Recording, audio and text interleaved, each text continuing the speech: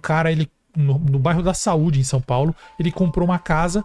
Aí ele falou, pô, bacana, né? Vou dar uma olhada na casa. E ele encontrou um tambor do segundo andar lá guardado, um tambor feio pra caramba, enorme, redondo. Nesse mesmo dia que ele comprou, que ele foi morar na casa, quer dizer, bateram lá na porta, um velhinho. Falou assim, moço, eu vi que você veio morar aqui nessa casa, o senhor achou um tambor lá no segundo andar, por aí, pelo menos? Ele falou, pô, achei, negócio horrível, vou jogar fora. Ele, não joga não, me vende, vou pagar tanto pro senhor. E ofereceu o dinheiro. Não deu pra fazer a transação naquela noite, que o tambor era grande e tal. Chegou o final de semana, esse cara que comprou a casa, ele fez uma festa pra receber a família, pra mostrar a casa nova que ele tinha comprado. Aí esse velhinho foi junto, porque afinal a festa lá, a vizinhança pôde ir. O velhinho falou, não se esquece, eu vou querer comprar o tambor lá. O cara falou, tá querendo, hein? Eu devia ter aumentado o preço. Acabou a festa, todo mundo foi embora, bateram na porta do cara. Ele abriu a porta, não era o velho. Era um rapaz mais novo. O rapaz falou, você não me conhece, eu nem moro aqui nesse bairro. Eu sou filho do seu não sei o que lá, tal, você conheceu ele? É um homem que deve estar querendo que você venda um tambor pra ele.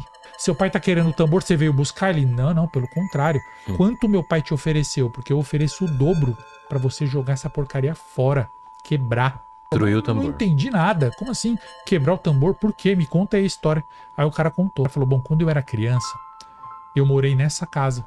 Nessa mesma casa com meu pai, minha mãe, meu irmão. E eles estudavam uma religião que utilizava esse tambor para dar lições para as crianças.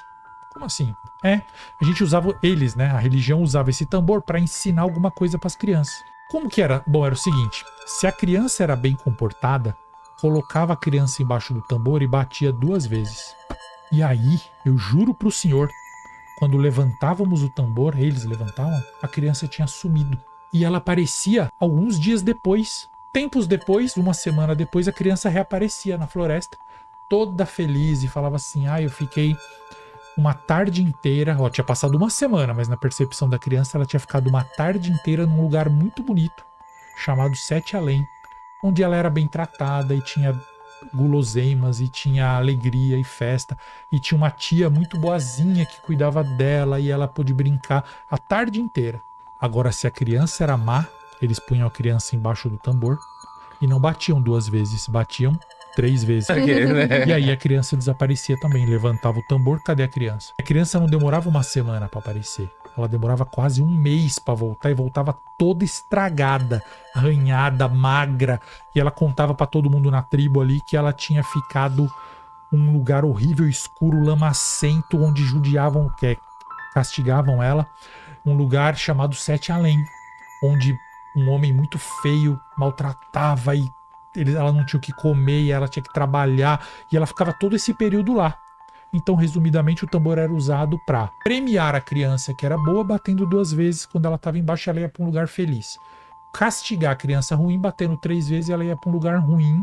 Aí o cara contou essa história pro dono do tambor lá e falou, e é por isso que eu não quero que você dê o tambor pro meu pai. O cara, ele falou, não, é porque é o seguinte, eu nunca acreditei nessa lenda que meu pai e minha mãe estavam investigando. Então, quando eu era pequeno, nos anos 80, eu e meu irmão estávamos brincando aqui em casa e meu irmão entrou embaixo do tambor. Bati 7 vezes. E meu irmão nunca mais voltou. Se 2 vezes era um lugar bom, 3 era um lugar ruim, onde eu mandei o meu irmão?